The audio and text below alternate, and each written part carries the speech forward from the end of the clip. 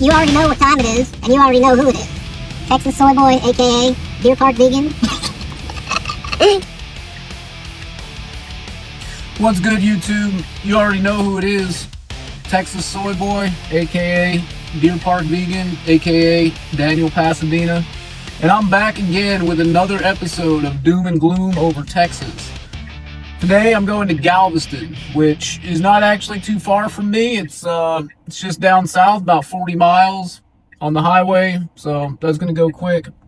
It's about 8 o'clock. I'm heading out right now, and we're going to see how the orders are down there today, so stay tuned. All right, so we're getting our day started, as we often do, with a car wash.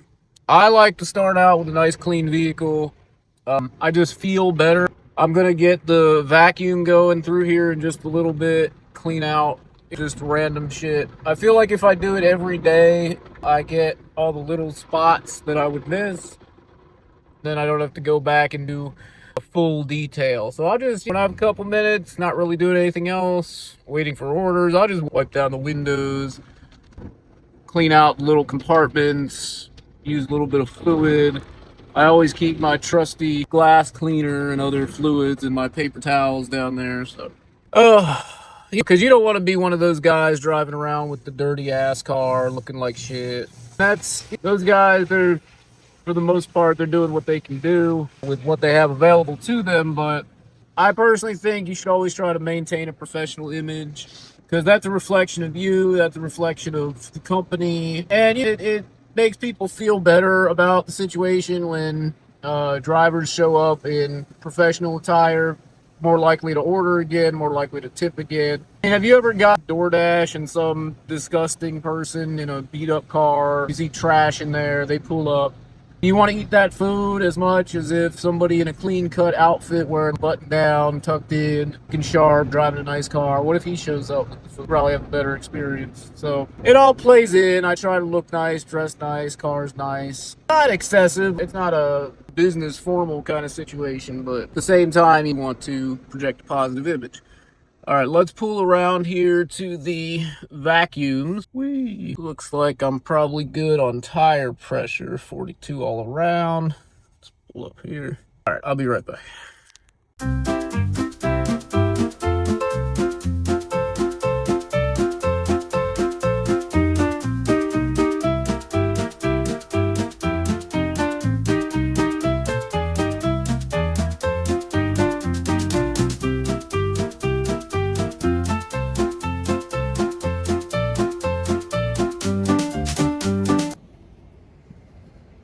All right, y'all, so I'm walking up. This is Walmart in Galveston. It's actually one of the older Walmarts. It's been here a long time. It looks like a lot of drivers out here today. I've seen at least 3 or 4 since I pulled in, so it's going to be one of them days. Unless it's busy, we're going to be sniping, which is what I did. I caught a 2-mile for $10 shop. Only 2 items. It's going to one of the businesses around here, so whatever. I want to do stuff like this today. I just want to do like small orders. Oh, check this out. To my right here, this is the flower bed that is kind of curious, because you see how there's like an inside kidney in there. Maybe I can here. See this? Yeah, see how there's like a kidney shaped like walkway or sitting area in there? What's interesting is that you can't actually get into there from the outside. It's just kind of like built in there. It was just there for some reason, and it's I don't know. How did they build it? Why did they build it? I guess we won't know that part of it. But anyway, I'm walking in. I'll check with y'all in a little bit. Kind of an interesting story right there. So I did this shop. It was 2 items. It was a rolling cart, something I would use, and then it was a bottle of Nair. So I got the Nair, then I went over to the rolling carts, and they were all cleaned out. Nothing. So I out of stock it. It didn't offer a substitute. I text the customer. I say, hey, look, I'm sorry, but they don't have any of these rolling carts. If you want, I can still deliver the Nair. And I like to check with them, because if it's like a 2-item order like that, they probably want both of the items. So anyway, she texts back. Of course, she didn't want just the Nair. She wanted the cart. So I was like, no problem. If you can cancel the order, that would be cool. If not, I'll do it on my side. But she was able to. So somehow she did. So I get out the store, hit left store on the phone. And then all of a sudden, immediately, it went over to a return, which I've never seen it do that before. Sometimes it just flies off your screen or whatever, but maybe Spark fixed that. So I pull into curbside, I do the return, I look at my earnings. It was actually a little bit more, right? So the initial offer was $10, and it says I made $12.50 on that order for the shop and the return, I guess. So that's cool. I didn't go anywhere, made $12.50. Along with that other I think it was like $16 or something this morning. Along with that, I'm at $25 for the day. So big day, not really, but we'll do some more here. We're just getting started, so stay tuned.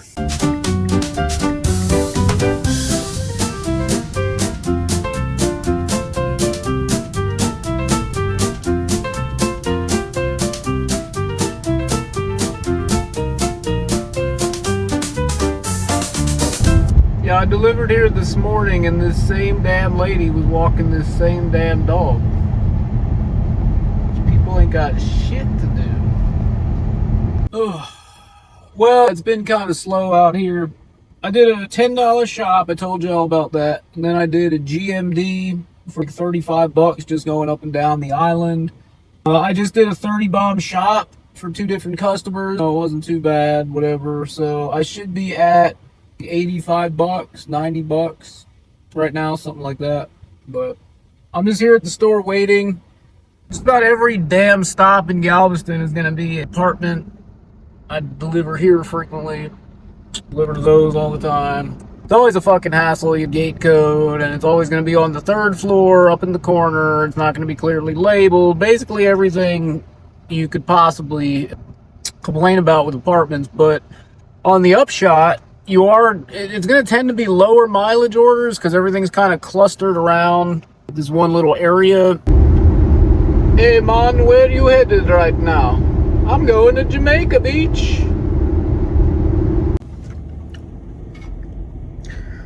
You got carts, man? I guess, do they just like not pay somebody to get the carts at this store? They're literally all over the place. I can barely find a parking spot because there's so many carts.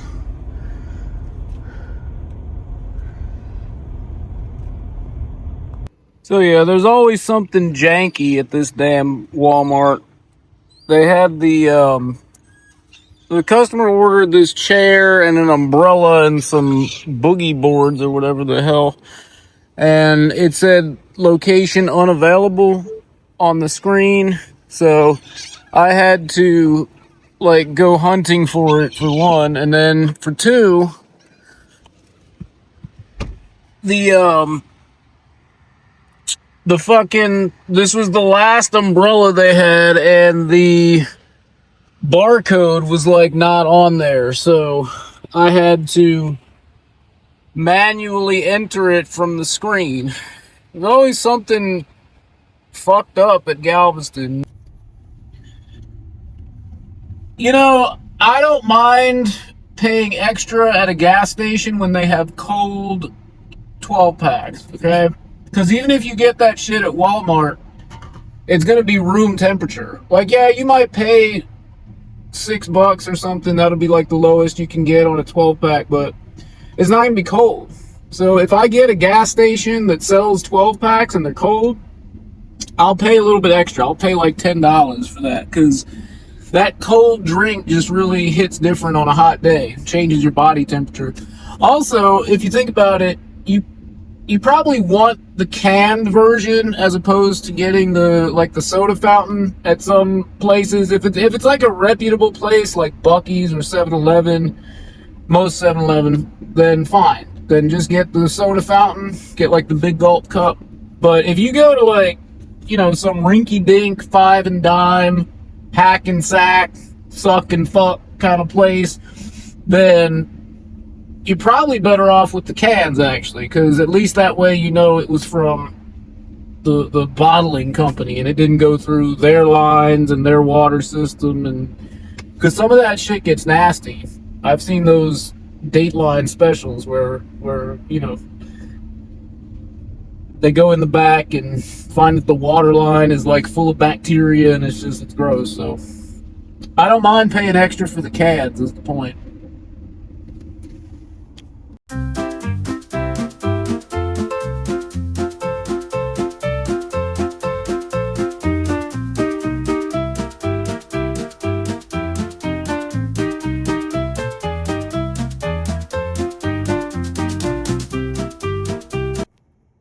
I don't think I've ever seen one of these in my life that looks kind of like a I don't know, like a spaceship tent.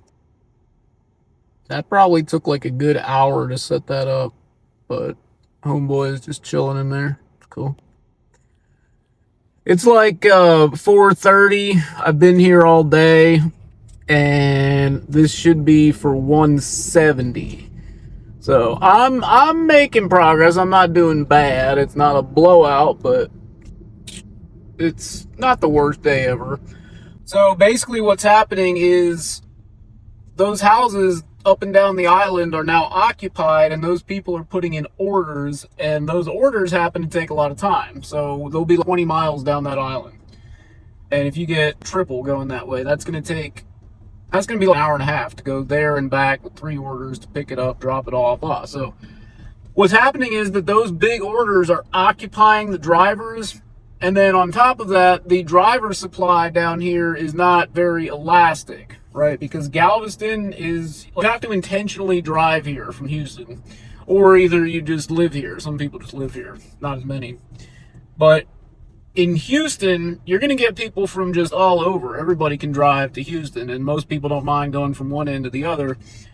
So the driver supply in towards Houston is going to be much more elastic. So they'll be able to just throw on hundreds of drivers if it gets busy. Whereas here in Galveston, it's not quite as simple. So when orders do spike, it's going to be harder for everybody to absorb those orders that are on the board, which then results in more orders from the people who are here.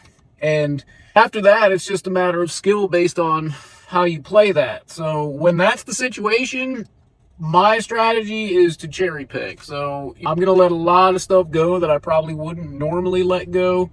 I'm only going to take the best of the best. If it doesn't start with a 3, I'm probably not doing it. If it's like 1 or 2 item shop and it's not at least $15, I'm probably not doing it. So be more selective when the orders are thick like that. And so that's what's happening here in Galveston. So I'm getting a pretty good deal today. Look how swanky this is. This is the Emerald by the Sea condo. This is at the, I guess you call it the east end of the island, all the way at the one tip. There's a breathtaking view out here. I'm probably not going to be able to show you because they gatekeep that area pretty well, but the receptionist will like yell at you if you try to go in there and you don't actually live here. But let's see if I can get something good.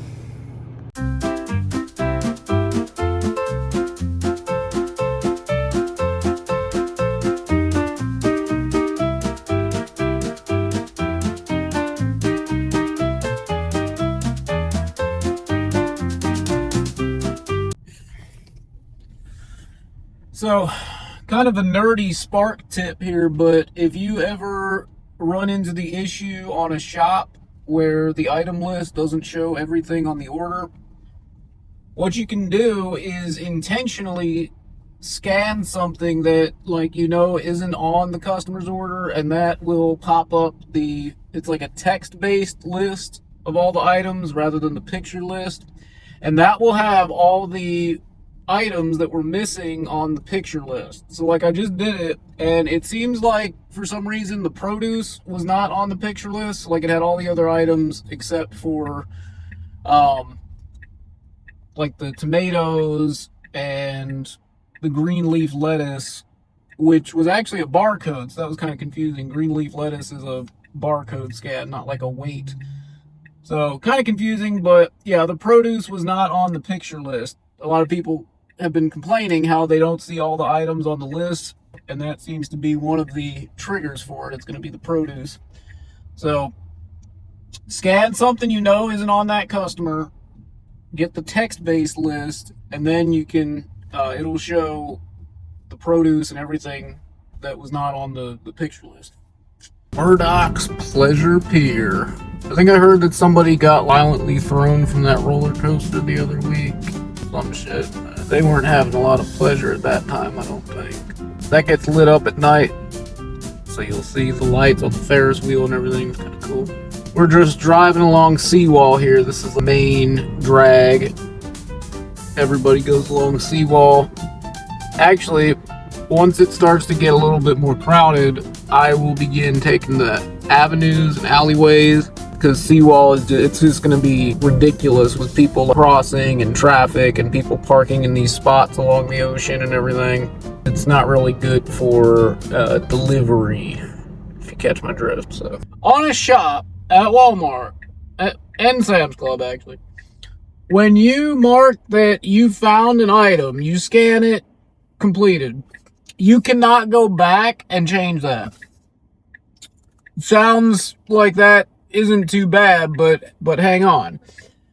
What if, and this just happened to me, so I got the last thing of like Sam's Club Coke Zero that was on the shelf. I was looking around, there were no others like up at the top or on the bottom or any of that shit. I got the last one. As soon as I go to pull it out, the whole thing just like gave way and all the cans came tumbling out and just like broke open all over the floor. So it was a mess. Obviously, I couldn't give that to the customer, but I had already scanned it on the app. You can't do anything. You can't go back. You can't change it. You could cancel the shop with support, but fuck that. I spent all my time and shopped all the other items. I'm not canceling the shit and getting $250. So you really need to be able to change that. And there could be other scenarios too, like, I don't know, if you drop the jar of spaghetti and you have to do one instead of two, because that was the last two. So, gotta make it so you can go back and edit if you say you found it. You can go back and edit if you didn't find it. If you had to put a substitute, you can go back and edit. But you cannot go back and edit if you found the original. So, do better, Spark. Alright, y'all, so this is actually, I guess, almost a week later after that trip. I just wanted to record this because I realized I didn't end the video. So, just to summarize, I did probably 200 to 250 each of the days I went to Galveston. The content was recorded over 3 days, so it wasn't just one shot. I got all those pictures across the course of 3 days. It rained each day for an hour, and then it went back to being sunny, so that was fun. My thought on it is I can do 200 if I just stay near my house. I can just hit the stores near my house. But I could also go to Galveston, 30 miles away. So in most cases, I'm not going to take that drive just to make what I can make at home. But there are certain situations where you want to get out of the house or go see the beach or whatever. You can get some pretty good orders in Galveston because the tourists are there in the summer.